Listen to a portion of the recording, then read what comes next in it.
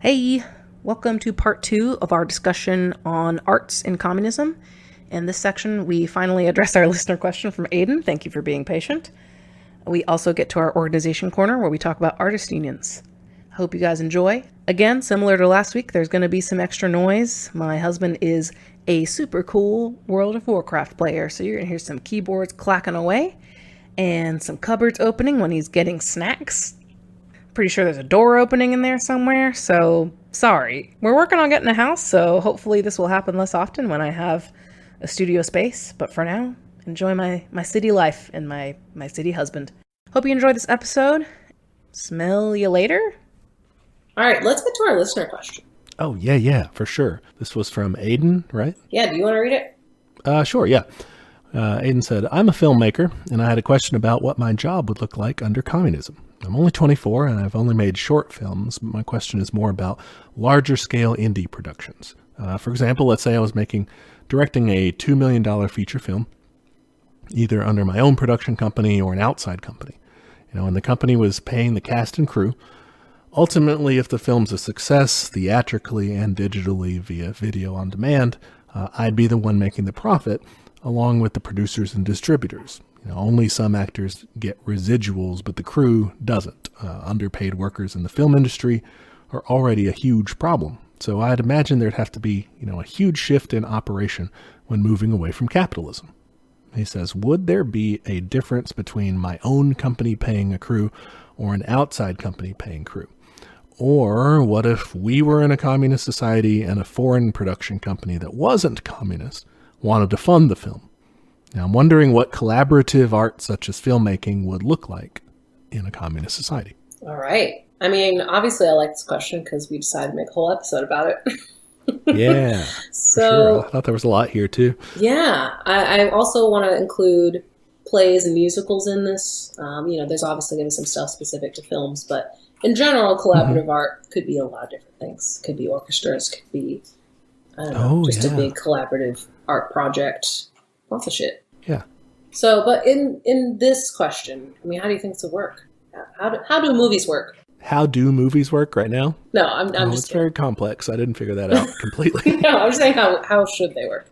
So with the small films thing that he starts with, right? This is talking like short films, basically. I think. Yeah. I think that we talked about in some of the benefits of a socialistic society. You would have more free time to pursue this, more resources, more materials. Everything's more, affordable in terms of what you make and in terms of how much time you have to devote to it. So I think it just generally makes it easier if it's that small scale project. You can pursue smaller passion projects because you're going to have more time to do it because you're working less hours and you're getting paid fairly, so you can afford to buy cool costumes or whatever you need, that kind of stuff, right? Yeah, for sure. And I feel like you're more free to pursue this. I think we mentioned this before when you were talking about I have to, consider what I'm going to do for a career further down the road. Like if you already know I'm interested in doing films, you can just go for that.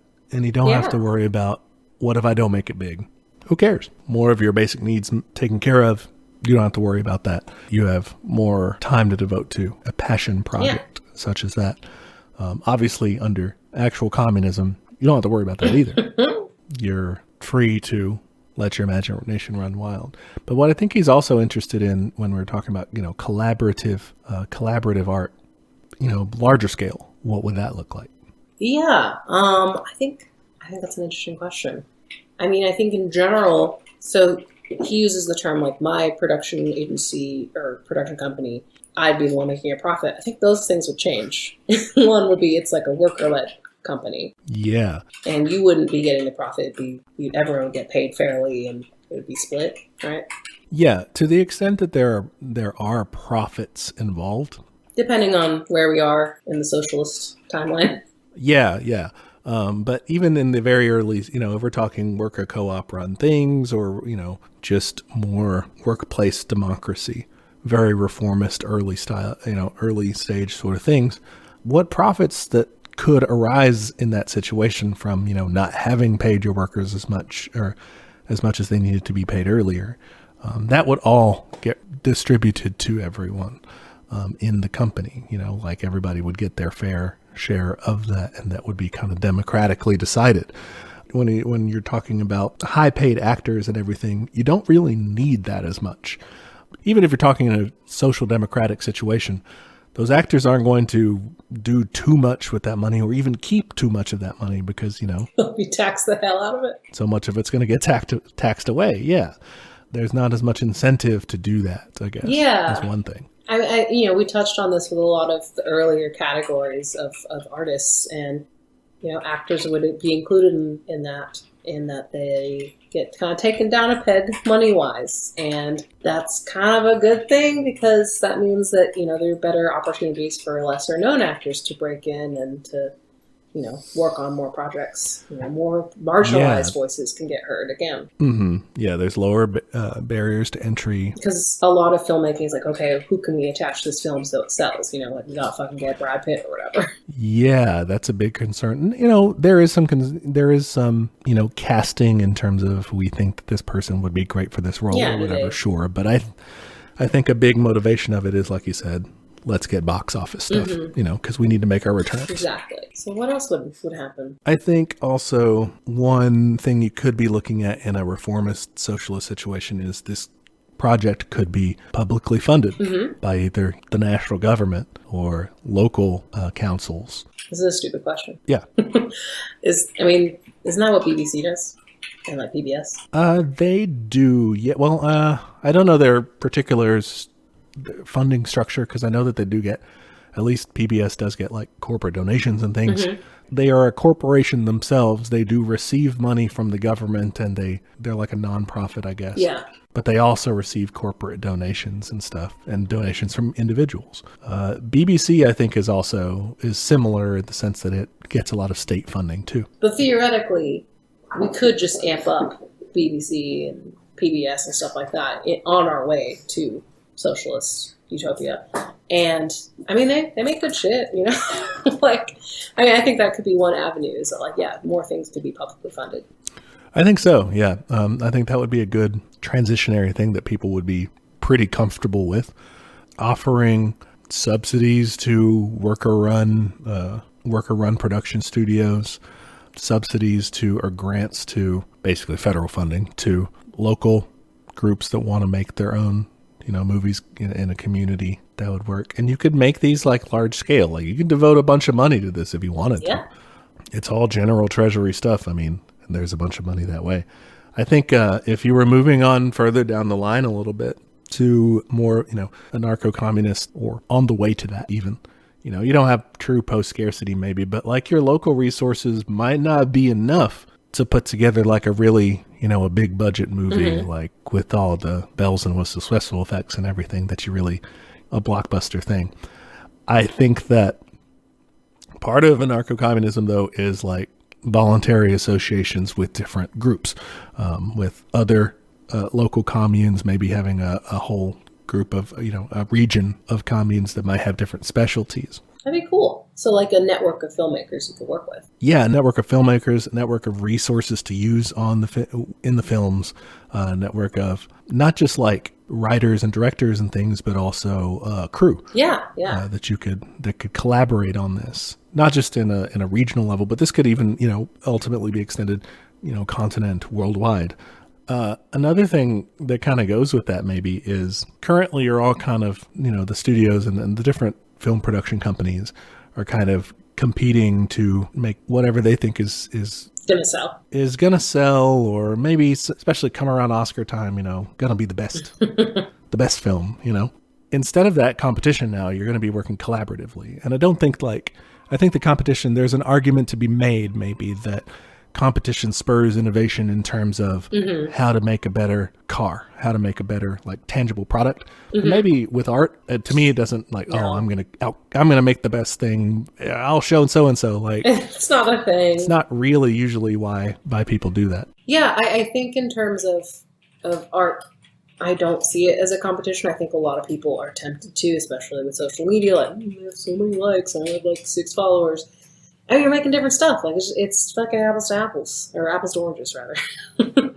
It's different stuff. Like, you only can tell your story, and, like, that's just part of it. You just gotta keep going, and eventually, hopefully, somebody out there likes it. But I think of it in terms too of what I've learned in therapy, which is that someone else being good at something or being pretty or smart or whatever it is doesn't take away from you being pretty or smart or whatever. Like, two things can be true at once, which is my favorite maxim. And there's room enough for everybody to be good. That's very true. Yeah.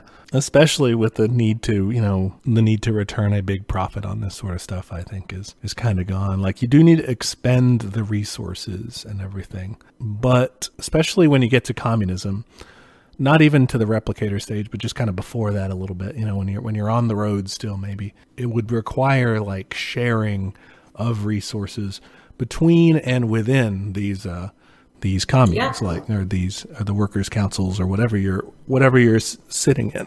You're going to have to decide, we're devoting this many resources to producing a movie. We're not getting those back. Like, you just don't get that. Like, you ordinarily get the royalties and everything. You screen them and get all the ticket sales and whatnot. You don't. That part is no longer there. Yeah, you're just making it because you want to make a movie. It's pretty cool. Yeah, so it's interesting, though. I think the financial part basically gets eliminated, right? Like, that's out. The how to pay the workers, how to pay the crew, I think has to come down to making sure that your workplace is, and in this case, the film production studio is democratic. The workers should figure out how they're going to get paid. I think that would have to be part of it. Yeah, that's one thing. So I think this is interesting. Earlier we were talking about how everyone's going to have to do some labor, probably. Mm-hmm. I think that's pretty obvious in terms of utility type things. Like, yeah, we need someone to figure out, HVAC or whatever. Sure. But when it comes to the arts, especially larger production like things, where would you resource, is everyone's true passion going to be like, yeah, I'm a gaffer and that's my fucking thing, like, or I'm in charge of electrical, maybe that's part of what they really want to do, or maybe again, it's subsidized and it's incentivized. I don't know. I think that's kind of interesting. Yeah. I don't know what part of being the crew, I don't know how desirable or grudge work that is in the eyes of people who work it. I mean, I don't either. If there are any super passionate crew folks out there, let us know. Yeah, I think that'd be kind of interesting, like that tension between, what is your true calling or passion, or whatever you want to call it, and like, the need to get some physical labor done. Yeah. I think it's cut and dry with utilities, but then when you get into stuff like this, it's like, well, are we going to spend resources on that or not? And it's interesting. Yeah. I mean, it comes down to what does society want? They don't want there to be films.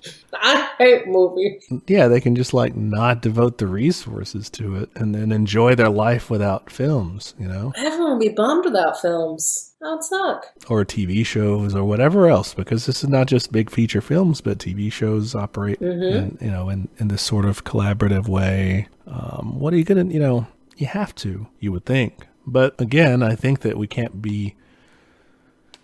decide for everyone what they want. People have to make that decision. So theoretically, they could be like, no, movies, we don't like them, and and not devote any resources to it. But that would be really stupid, I think. I think people would have to see the value of it and have to devote something.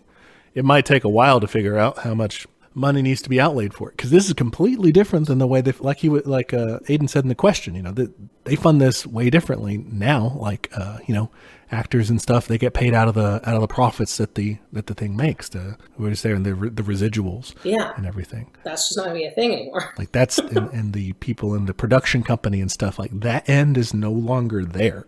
On the other hand, when you watch a movie and you see in the opening, few credits that they do in the opening where they tell you all the producers, the executive producer, those guys won't be there. Producer, they're no longer really there, because you don't need to do the raising of funds for it. That's already decided. Yeah, that's very interesting. It's definitely a very big change. I guess to get down to the basics of it, I don't think it would go away.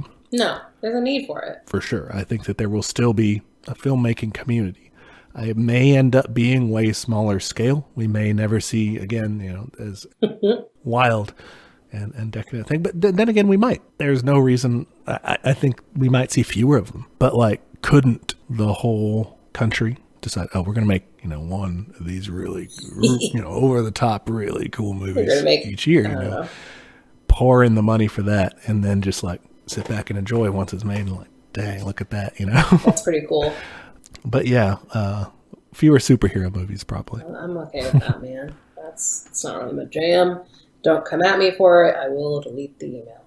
So that's kind of basically right. It would look way different, but generally it's going to be fairer for the crew, fairer for actors in general, and well, fairer for all actors, but like beneficial for actors in general. Yeah. Not as beneficial for those at the top. And not beneficial for all the producers. Like they're donezo. There's another point. When you're talking about if a society deems it important enough, I'm again thinking back to like the Reddit threads I was reading of under our current circumstances, I think if we move to this kind of stuff sooner rather than later, I mean, we got a climate crisis fix. I think for the first several years, it's just like everyone's a green worker now, like, you know, like at least that's what I would do. Like, sorry guys, just hold up. You know, if you can use your talents for that, then sure, you know, like I'd be having to make fucking WPA posters. That's okay with me. But yeah, I think there's going to have to be a rotation of like heavy environmental labor for a while, and then you can transition to maybe more luxury stuff. I don't want to like be so black and white about it because obviously art has utility. I made a whole thing about that, but I think it's kind of an interesting point. Thoughts? I agree. I hadn't thought of that before really at all, which is dumb. But well, we all compartmentalize, and I often do that with the climate crisis. I just put it away. The climate crisis, I think that's very interesting because it raises the specter of basically an immediate threat. But we basically would have to address the climate change as It's a huge fucking threat. I don't know, national or world or commune-wide threat that we would all have to kind of mobilize together and sacrifice a lot for to try to address first before getting to do all the... I mean, it's not like we would not have any cool things to start with. It's not complete, but... Well, okay, again, you'd still have worker-run stuff, so you still wouldn't have bosses. So you like that part's still good. You're probably going to be working fewer hours than you do now. You might have to work on something you're not super interested in for a while. Like yeah, you've been recruited into the Green Corps. Like, you know, learn how to desalinize water or something. Yeah. But I mean, I'd be willing to do it. And you know, another thing I wrote was about like having rotations. Like you're in this for like 4 years. Everyone's got to serve basically. And then you can do your own thing, which sucks. Don't get me wrong. But like, I also would like my kids to not die in like a sulfur environment or something. Do you think that this should be decided upon by the people? Should the people decide whether they want to do this or not? Because the people are not great about it right now. I know, right? I mean, I don't know. Maybe it's just because bourgeois democracies don't, liberal democracies don't like accurately reflect what people really want to do, hopefully. Because otherwise people are just not that into. I will say people rate environment as important things on surveys a lot. It's just there's not a lot of opportunities to act on that for most average people. Because when you get down to it, you're voting for somebody and hoping they do that. Yeah, right? and for the candidates, usually it's way the fuck down there for most of them. Yeah. I don't know. We could do a whole episode on this. So hopefully people decide to... I agree. I do agree that that's probably going to be a greater priority than making movies in that short time. Sorry, Aiden.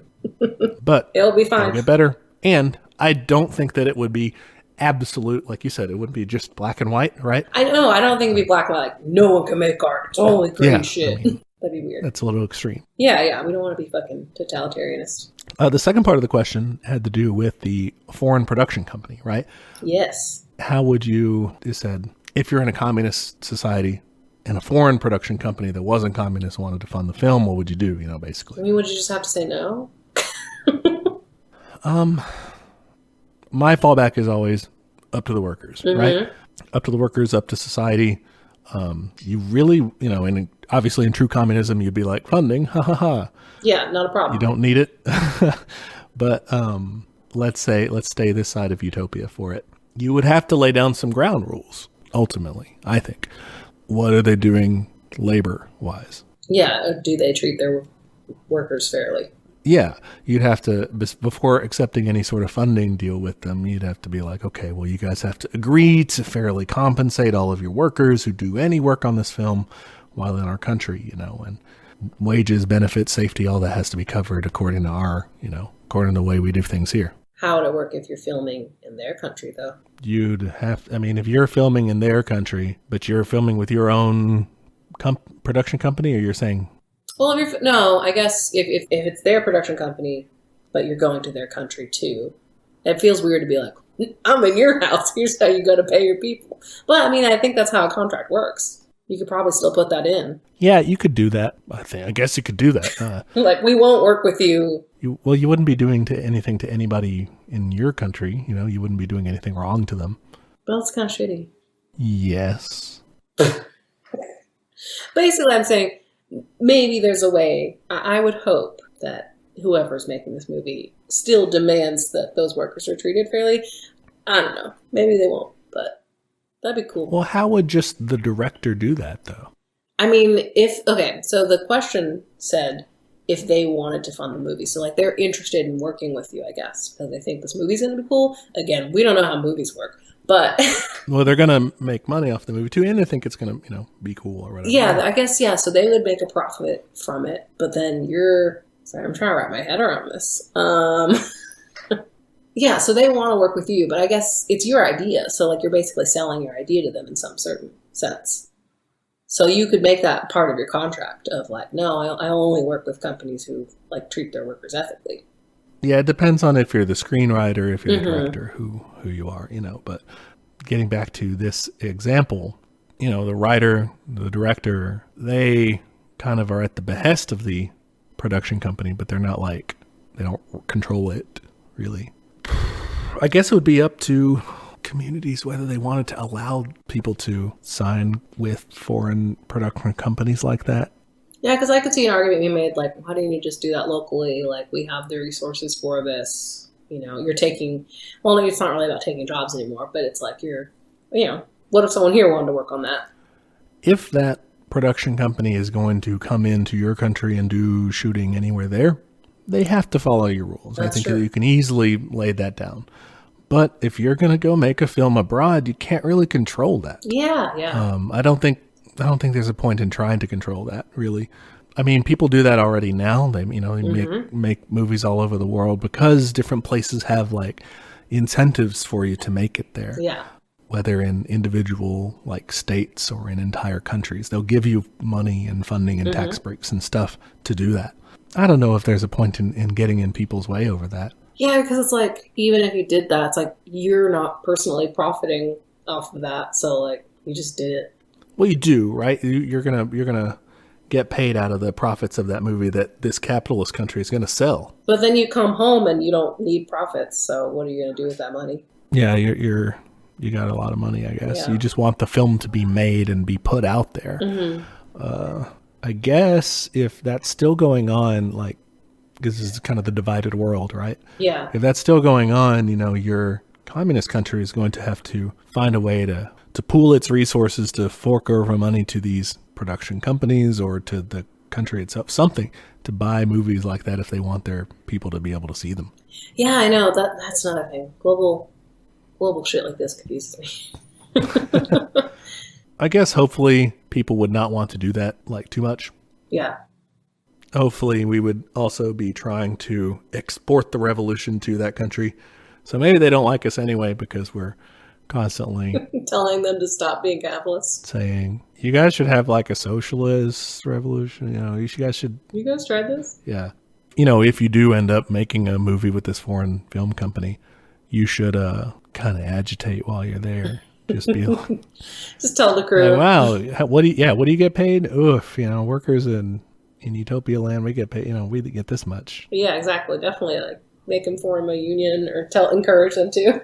Yeah, especially if you're still in that transitionary stage where you're still, you do have some sort of a market. We get way more than that. Yeah, yeah, that's great. Everybody's got a house. Everybody, where are you? You're living over in that studio apartment. Everybody's got 2 bedrooms over there. Make your film about how cool socialism is, and then the crew is watching it happen. Be like, and then see how many capitalist production companies come to probably not. come to fund that. Probably not, huh? Just realized that. Yeah, that probably wouldn't be their jam. Another deal would be if the capitalists wanted to do any marketing of their film, they're going to have to pay for that out of their own end because we don't have that. We're not going to market it. We don't need to. Yeah, people will just see it. Maybe make a deal with them to let us have it in our country to show, Yeah, that'd be cool. We'd have like public theaters and stuff. Yeah. Community movie nights. Aww. But hopefully, Aiden, what they would do here is not do that so much, basically. Please don't. We just hope that, don't do that one. Like, I don't think it's as good. I think that you have to worry too much about working with a company that's exploiting people, and you should do that as little as possible. Yeah. Yeah, this was an interesting question, though, because it did kind of force us to reckon with the global factor, whereas with a lot the divided of stuff, world, yeah. A lot of the other stuff are like, oh, it's just local, it's going to be great. But, like, a lot of these markets are global, like fashion is global, like music, a lot of the stuff. That would be confusing. Yeah, so an awesome question there. Yeah, thank you for sending that. All right, should we go to the organization corner? Yes, we should. It's the new theme song. Do you like it? I do. That did not sound like you do. Fine, whatever. All right. We're learning about artist unions. All right. Teach me about artist unions. Yeah. I know about unions, but I don't know that much about artist unions. I didn't really either. I did some pretty cursory research. This isn't in depth, but that's why it's just in a corner. It's not the whole podcast. So, all right. Historically, there was something called the Artists Union, and it was established during the Great Depression. Okay. They're one of the reasons that we had the Works Progress Administration hired so many artists. Oh, cool. What did they were just agitating for it, like pressing the government to do that? So yeah, they petitioned for the Civil Works Administration to provide work in different artistic fields, and that's kind of how the Public Works of Art project was established. Is that the same thing as the WPA? Okay, so yeah, it's like the precursor for it. Yeah. Because it's kind of the Works Progress Administration isn't formed till 1935. Oh, okay. Works of Arts is 1933. But anyway, Artists Union kind of pushed for those. Yeah, and they also pushed for like pretty good pay rates for whenever WPA did come around. Interesting. Yeah. So this was a New York-based union, and it left the CIO in 1942, but for a while was part of that. What's CIO in? Congress of Industrial Organizations. There you go. So it's part of the Union of Unions, you could say. Yeah, exactly. But yeah, it's not around anymore, but it sounds like it was really fucking cool. Are there artist unions that are around then? So I found some. Most of them are pretty industry specific. So Some examples, Hollywood is pretty good about this. There's SAG. There's the National Writers Union. SAG is Screen Actors Guild.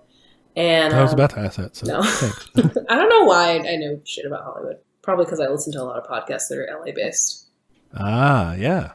Let's see. The American Federation of Musicians. So I actually got some of this information from a musician friend of mine, Sarah. They are a musician living in New York, and they know a lot of people who have been involved in this union. And it's kind of a mixed bag as it stands now. They do things like negotiate for better pay for musicians with orchestras. But that also comes with they'll blacklist certain orchestras that don't treat their musicians right, which like on the one hand, like, yeah, don't work with shitty people.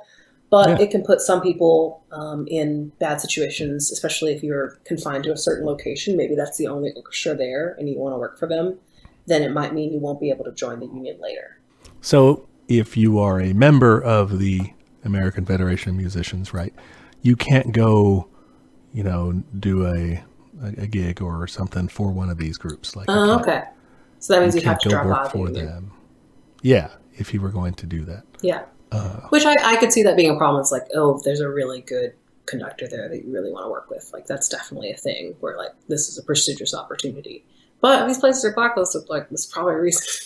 Like, yeah, they probably don't pay well.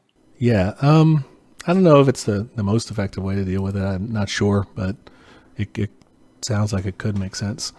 Yeah, it is kind of like a double-edged sword in some sense. But I mean, I'd rather know who's shitty, Yeah. So from people kind of who have direct experience with this, what is the assessment of, do they think that their plight as a musician is better, or are they better looked after when they're part of these unions? I think in general, it seems to be that the answer is yes. The union will help negotiate contracts for cities and stuff like that. So the Fort Worth Orchestra, Dallas Orchestra, whatever. They also were integral in negotiations for COVID. A lot of, obviously, orchestras cannot meet up right now. So making sure they still had health insurance. Unfortunately, some of them still I think it was that they had salary, but they didn't have health insurance. So not all the negotiations worked. So there's definitely still situations where they're not being taken care of. But I don't think that's the union's fault necessarily, I would imagine. Well, no, the unions, they have so much less bargaining power right now if what they do cannot be done, It's like you can't go on strike because they'll just be like, well, no one's doing orchestras right now. Yeah, we're not planning on doing a show, so you didn't do anything. Yeah. That's one of the major things.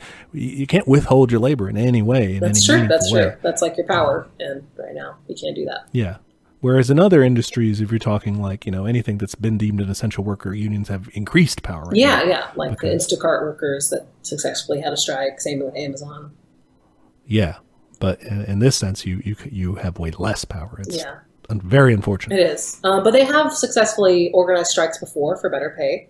Mm-hmm. They also, one of the things I thought was really cool about this union is they have a magazine where they list auditions, and all union auditions must be available to the public.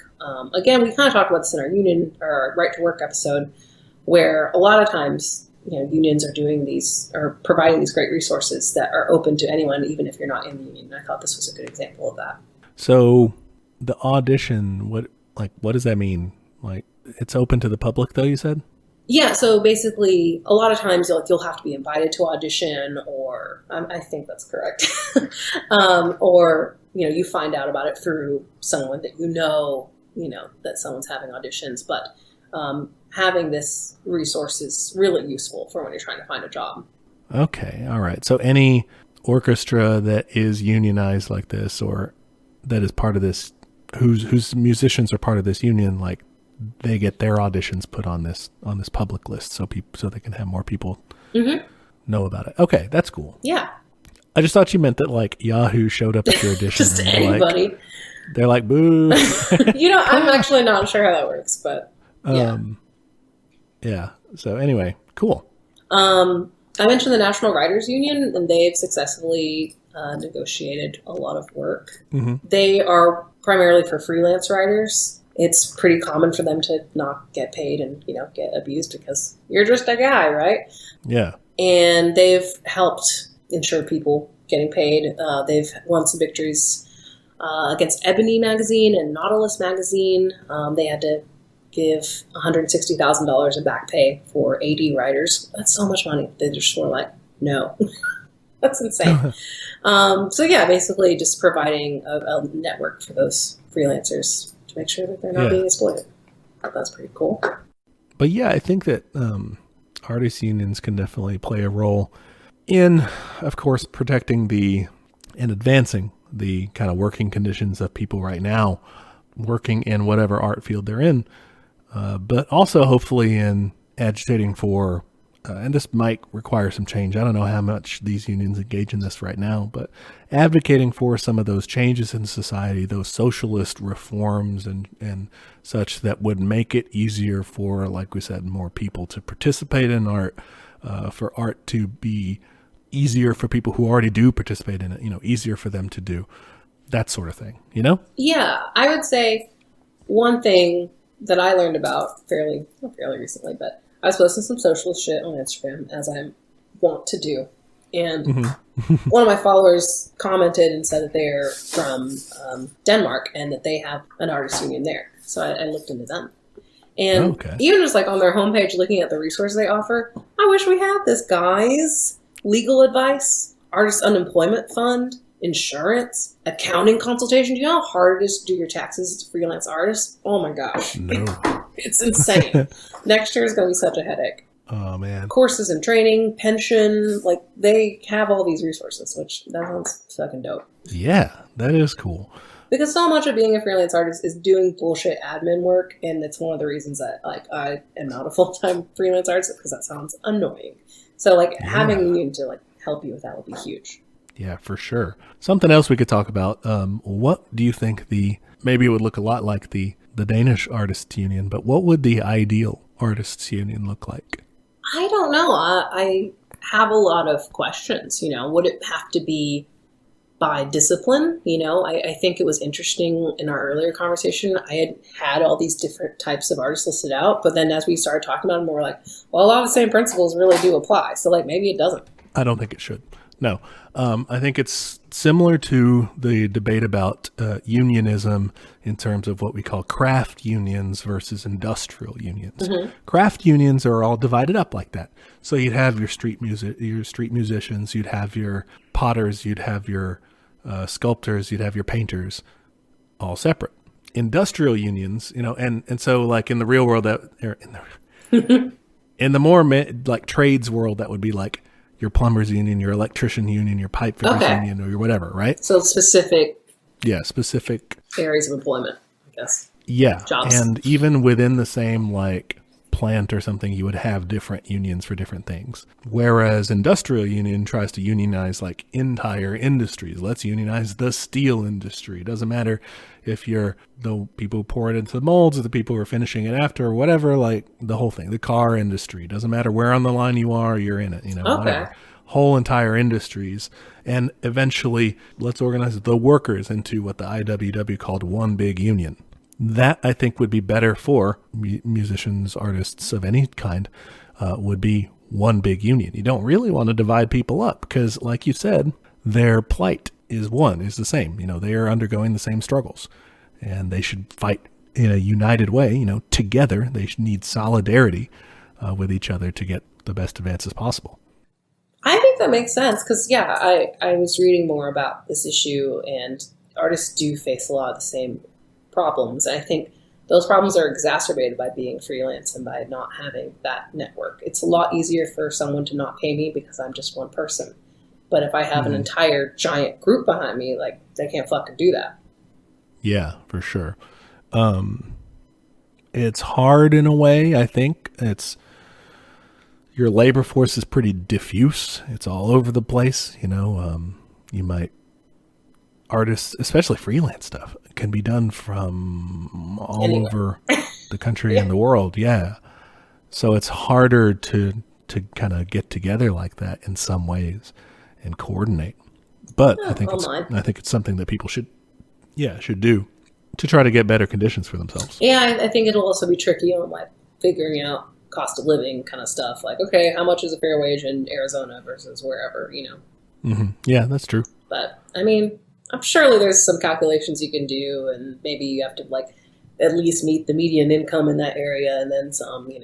There's got to be something for that. Oh yeah. It's possible. You can there's like living wage calculators and stuff. I think. Yeah, even that's a thing. Probably online. So. Yeah, definitely. I'd want this union to provide lots of services again, like that Danish one. That sounded sweet. Yeah. I think again, how united should this be? I mean, do you go visual arts entirely? That's one big umbrella, because that's still a pretty fucking big umbrella. Or is it just anyone who's a creative? Why not anyone who's creative? I think that's fine. I think you'd have to have some. I mean, God, I'm clearly in app design because I'm like, you got to have some subsections on your website because, resources are going to vary by different disciplines. You don't want to have orchestra auditions mixed in with, here's a free gallery space. Yeah, but for sure. That's fine as long as it's organized. As long as there's some organization on the sub level, I think it makes sense. Here's what you do. Whatever. You have an advocacy group, so you have an umbrella group that is the union, okay? And these are the guys who specialize in negotiating, and you have to make all of this whole thing very democratic, and workers are the ones doing it. But you gotta have this group be the ones who are negotiating the contracts. That's what they're in charge of, negotiating contracts, making sure people are are following workplace safety, all that. Like they are the labor part of it. And as a subset of that, you wouldn't really call them unions, but the groups for each industry and stuff doing the more community side of things. Yeah. Doing the kind of services Kind of more and the things like grassroots that. organizing of like, hey, we're putting together a gallery show, and yeah. Yeah, but the union is the one that's devoting the resources to the contract stuff, to organizing strikes, to provide, and especially if you get it advanced enough to like the Danish artist union style, like you could be running the healthcare funds and the pension funds and everything. That's the whole everyone together, more resources, right? Mm-hmm. But each group knows best what its resources, what individual things it needs. I have kind of a basic union question again.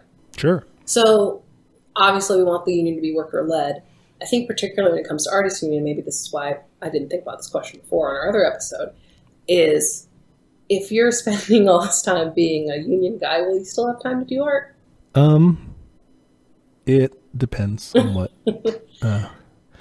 And like some of the stuff, like, one of the resources listed was legal advice. Like, are we just going to hope that there's an artist-lawyer hybrid out there? I'm sure there is. No, I mean, when you want legal consultation, you want the union to just pull its dues money together. Okay, and hire someone on the outside. Yeah. So it's not like you have to do everything yourself. But I would argue that you want leadership to be mainly occupied by people who are still doing the work. Or maybe like they used to, like I could see maybe an art educator getting into this, being like, yeah, I used to teach and now I've moved on into this field because I don't want to see young artists getting exploited. Or I think there are roles where it definitely would be helpful to have that experience. I think that should be at least a requirement. Yeah. If you're talking maybe at the top leadership posts, that, or, in the very upper echelons like that might be some sort of former artist situation. But it just brings to mind more business-oriented unions, and even unions that used to be radical at some point kind of getting more corporate More and admin. more comfortable. Yeah, and these unions will have like, formerly rank and file members and stuff.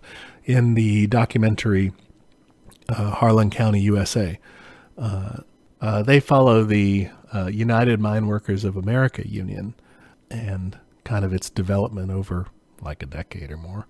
And they actually, they elect in their union like this guy who was just like a coal miner before and everything, and elect them to leadership. But once they're doing that full time, their interests change a little bit, I think. I mean, they may still be looking out for the workers or trying to, but you get a suit and tie on and you're in the board meeting stuff and you're a little different. That's what I worry about it. You probably start thinking like, oh, I'm more important than these people. Yeah, and I'm sure that not everyone does that, but that's what I worry about. Yeah, no, I think that makes sense. You want them to have that experience so they actually know what problems these people are facing without having to like go around and be like, hey, what problems are you facing? And two, you want to stay kind of grounded. Yeah, for sure. But I mean, I think in some very specialized things, well, obviously you have to hire outside people for some things, but like in general, you want the structure to be mostly workers, in this case artists. Yeah, to the greatest extent possible. Cool. Is there anything else that we'd want? I mean, again, I'd really want a lot of community resources for this, like again, listing auditions, having, union art shows. I think that'd be fucking rad. You could do this could be a great opportunity for collaborating and like multimedia art, like that's cool as fuck. Yeah. You could have your gallery opening and then like have union members who are musicians play at it. Like that's fucking cool. Yeah, for sure. That would be awesome. Should we put in the show notes maybe or something, links to various artists' unions, or how could we encourage, I guess, listeners to support or advocate for artists' unions? Or we could let's list the unions we mentioned in the show notes. But also, if you're an artist, just Google it. If maybe in your country things are cooler, if you're in Denmark or another kind of socialist place, that's awesome. Try to join those. Yeah. All right. Do you want to wrap up? Yeah. Let's conclude. All right. Well, thank you for listening. Find us on social. We're at Teach Communism on Twitter, at teachmecommunism on Instagram, and teachmecommunism@gmail.com if you want to send us a question. Yeah. Rate and review on Apple Podcasts, and share with your buds or your enemies. You can share with your enemies if you want. Yes. Tell us more about Christine's shrill voice and my dulcet tones. Shut up. I reread the reviews today, and I found that one person complimented both of us, so I'm fine. Oh, good. Okay. I felt awesome. Better. So next time, I want to hear, I'm in the mood for some Russian stuff. I don't know about you. All right. Yeah, we can do that. We'll go back to the old Soviet Union, a little bit of history. Yeah, it's been a while. I feel we've done a lot of just chit-chatting once, so I want OG teach me some stuff. All right. Yeah, I can teach you about it. Specifically, big topic, Soviet Union. What do you want to learn about specifically there? I want to learn more about what it actually was like to live there, because we are fed a lot of myths and propaganda, and I want to know what it was like. Okay. Yeah, that can be very interesting. We'll get into some of those. Yeah, you're right. There's a lot of propaganda out there about it. Not to say, of course, that like everything was great there. There's a guy called Stalin. He was pretty shitty. But we can look at some of the myths that are out there, what parts are true, what parts are not, that sort of thing. Yeah. Were there lines for toilet paper? Yeah, were there very important questions because I need to know. So, yeah, we'll be learning about some of those myths and everything, kind of getting more of a feel of what actually was the case in the Soviet Union. Yeah, and we're still talking about how we're going to divide this up. We might do like an early period, late period kind of thing, or it might be by topic. So we'll figure it out. Sounds good. Thanks as always for being a great student, as we kind of just talked this out together, I guess. So you were more of the teacher than I was this time. It was fun. Again, it was weird to change roles, but you gotta open your mind sometimes. Hey, yeah, and if one of our big projects is to democratize the workplace, democratize the economy, we should talk about someday democratizing education. So it's a good point. Yeah, write that on the list. So how to lessen the power imbalance between teacher and student. We were exercising that today. Hell yeah. Okay, listeners, catch us next week on another episode of Teach Me Communism, where the class struggle is always in session. Later, Gators.